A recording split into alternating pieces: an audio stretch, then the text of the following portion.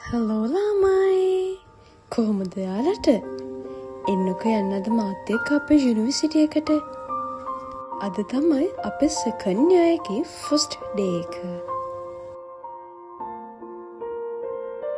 අද චුට්ටක් පරක්කු වුණා ගොඩ කාලෙකින් යුනිවර්සිටි යන්නේ ඉතින් ඉක්මනින්ම ටැක්සි එකකුත් දාගෙන යුනිවර්සිටි එකට යන ගමන් තමයි අපි මේ ඉන්නේ ඉතින් පේනවනේ ගෑල් ළමයෙක්ට ටැක්සි එකට නැග්ගම තියෙන ලොකුම ප්‍රශ්නේ මේක තමයි.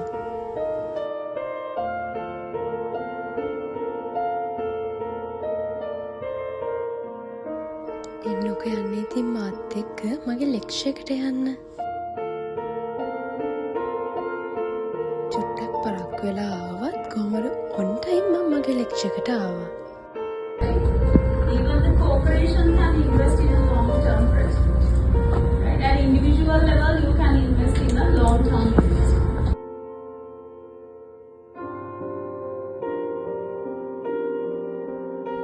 ඔන්න ඉතින් අපේ මෝර්නින් ලෙක්චර් එක ඉවර වෙලා ඊළඟට ගියා අපි ලන්ච් ගන්න. මේ තමයි ගොඩක් වෙලාවට මම ලන්ච් ගන්න තැන. මේ තමයි අපේ කැෆෙටේරියා එක. ඉතින් වෙලා ගියත් උදේම නැගිටලා මම යාළුවයි අපි ලන්ච් එක හදාගෙන තමයි යුනිවර්සිටි එකට ගියේ. ඔන්න ඉතින් දැන් නම් යන්නේ අපි යුනිවර්සිටි එක ළඟ තියෙන ලස්සන ප්ලේස් එකකට. ඒකට කියන්නේ මල් පාර කියලා. හැබැයි මම රීසන් එක නම් දන්නේ නැහැ.